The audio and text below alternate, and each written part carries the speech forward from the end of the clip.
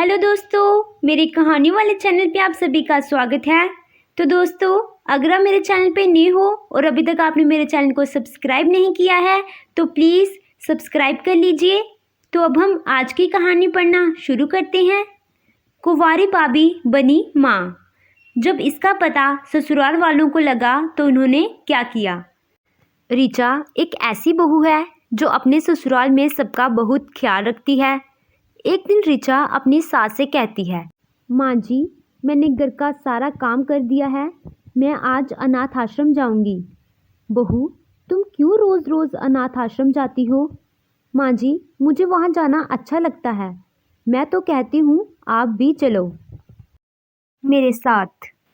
अपनी भाभी ऋचा और माँ की बात सुनकर ऋचा की ननद काजल भी वहाँ पर आ जाती है। अरे भाभी, माँ को छोड़ो, मैं चलती हूँ ना आपके साथ। ये तो बहुत अच्छी बात है, जाओ जल्दी से तैयार हो जाओ, हमें रास्ते से बहुत सारा सामान भी खरीदना है। थोड़ी देर बाद ऋचा और काजल बाजार जाते हैं। बाजार जाकर ऋचा कपड़े, खिलौने और कुछ मिठाइयाँ लेती है और वह दोनों वहाँ से आश्रम जाती हैं। और अनाथ आश्रम जाकर वह एक चिंटू नाम के बच्चे से मिलती हैं। चिंटू बेटा, कैसे हो तुम। मैं ठीक हूँ आंटी, आप इतने दिनों बाद क्यों आए हो, मैं रोज़ आपका इंतज़ार करता हूँ। वो बेटा, मैं थोड़ा काम में बिज़ी थी, पर अब मैं रोज़ आया करूँगी।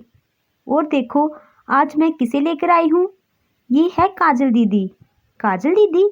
हाँ चिंटू, मैं तुम्हारी काजल दीदी हूँ, आप मुझसे दोस्ती करेंगे। हाँ।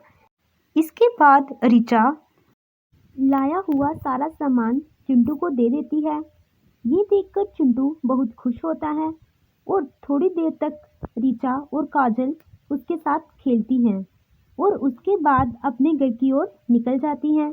रास्ते में काजल अपनी भाभी से कहती है, भाभी, अनाथ आश्रम में और भी तो बच्चे थे, लेकिन आपने सारा सामान चिंटू को ही क्यों दिया।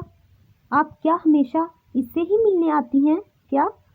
हाँ काजल, मैं हमेशा इससे ही मिलने आती हूँ, पर भाभी ऐसा क्यों। ये सुनकर ऋचा थोड़ा घबरा जाती है और कहती है, पता नहीं, जब से मैंने अनाथ आश्रम जाना शुरू किया है मुझे इससे लगाव सा हो गया है।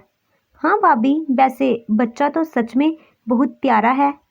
इसी तरह बात करते करते वह दोनों घर आ जाती हैं। घर आकर ऋचा का पति सिद्धार्थ ऋचा और काजल से कहता है, कहाँ गई थी ननद भाभी की जोड़ी।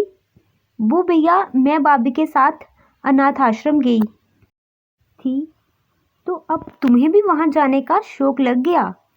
अच्छा सुनो ऋचा, वो कल मेरे कुछ दोस्त घर आ रहे हैं, तो खाने में कुछ अच्छा सा बना देना। ठीक है, मैं सारी तैयारी कर लूँगी। अगले दिन ऋचा जल्दी उठकर घर के कामों में लग जाती है। वह सिद्धार्थ के दोस्तों के लिए खाना बना देती है, पर जब उसके दोस्त घर आते हैं तो ऋचा घर पर नहीं होती। माँ, ऋचा कहाँ है। पता नहीं बेटा, थोड़ी देर पहले तो किचन में थी।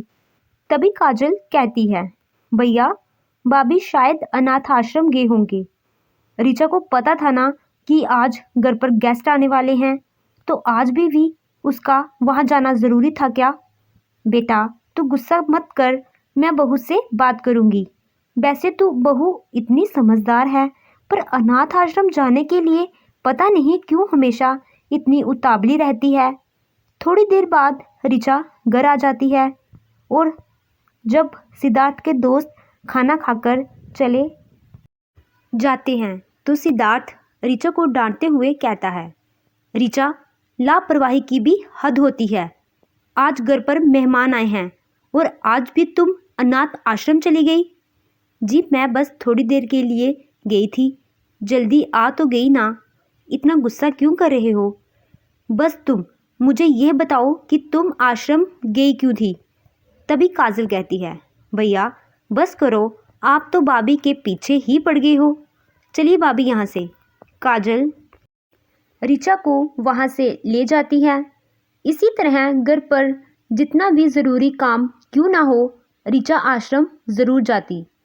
इस वजह से ऋचा के ससुराल वाले परेशान हो चुके थे। एक दिन ऋचा की सास ऋचा से कहती है, बहू तू आश्रम में क्यों पड़ी रहती है? वहाँ के बच्चों से सहानुभूति रखनी चाहिए, पर अपने परिवार को भी तो देखना चाहिए ना। मेरी बात मान तो एक बच्चा कर ले, तेरा खुद का बच्चा हो जाएगा तो अनाथ आश्रम से तेरा मोह खुद ही कम हो जाएगा। ऋचा अपनी सास की बात मान लेती है और 1 साल बाद एक बच्चे को जन्म भी देती है। पर ऋचा अनाथ आश्रम जाना बंद ही नहीं करती। कभी कभी तो वो छोटे से बच्चे को छोड़कर चली जाती। ऋचा के ससुराल वाले उसे बहुत समझाते, पर उसे किसी की बात का कोई असर ही नहीं पड़ता। एक दिन काजल मन में ही सोचती है कि भाभी वैसे तो इतनी समझदार है, पर अनाथ आश्रम के मामले में वह किसी की नहीं सुनती। कितना भी ज़रूरी काम हो, पर भाभी वहाँ जाना नहीं छोड़ती। अब मुझे इस बात का पता लगाना पड़ेगा कि भाभी ऐसा क्यों करती हैं। अब काजल अपनी भाभी की जासूसी करना शुरू कर देती है। एक दिन उसे अपनी भाभी की ऐसी सच्चाई पता चली जिसे सुनकर उसके होश उड़ गए। काजल अनाथ आश्रम के बच्चे चिंटू को घर ले आई और अपनी भाभी से कहती है, भाभी आप इसी बच्चे के लिए आश्रम जाती है ना? देखिए मैं इसे ही घर ले आई। ऋचा घबराए हुए कहती है, लेकिन काजल तुम इसे घर में क्यों नहीं भाभी? वैसे ये बच्चा कौन है? मुझे सब पता चल गया है। काजल की माँ कहती है, कौन है ये बच्चा? भाभी ये सच्चाई आप बताएंगी या मैं बता दूं? ऋचा रोते हुए कहती है, काजल प्लीज़ चुप हो जाओ। तभी सिद्धार्थ बोलता है, ये क्या लगा रखा है तुम दोनों ने? और ये बच्चा कौन है? भैया ये बच्चा भाभी का है, जे इन्हें शादी से पहले हुआ था और इन्होंने इसे अनाथ आश्रम छोड़ दिया था और इसी बच्चे के लिए भाभी अनाथ आश्रम जाती थी। ये सुनकर ऋचा की सास और पति ने उसे खूब बड़ा बुरा कहा। ऋचा का पति ऋचा से कहता है, ऋचा क्या कमी रह गई थी मेरे प्यार में जो तुमने मुझे इतना बड़ा धोखा दिया? सिद्धार्थ शादी से पहले मैं एक लड़के से प्यार करती थी। मैंने उससे शादी भी कर ली थी, पर चिंटू के जन्म से पहले ही मेरे पति की मृत्यु हो गई और जब यह बात मेरे मम्मी पापा को पता चली तो उन्होंने चिंटू के जन्म के बाद इसे अनाथ आश्रम छोड़ दिया और मुझ पर दूसरी शादी का दबाव बनाने लगे।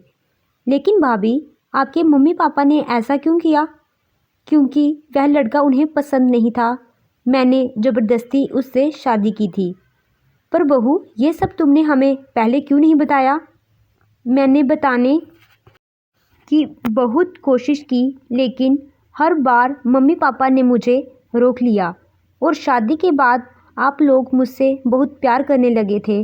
मैं भी आपसे दिल से प्यार करती हूँ। कहीं आप लोग मुझसे दूर ना हो जाएं, इस डर से मैंने आपको कुछ नहीं बताया। ऋचा की बात सुनकर सबको दुख तो बहुत हुआ, पर ऋचा के ससुराल वालों ने ना तो सिर्फ ऋचा को माफ़ किया बल्कि चिंटू को भी अपना लिया। ऐसे ही वह फिर से हंसी खुशी रहने लगे। तो दोस्तों आपको ये कहानी कैसी लगी? कहानी अच्छी लगी हो तो वीडियो को लाइक कीजिएगा और मेरे चैनल को सब्सक्राइब कीजिएगा। Thank you.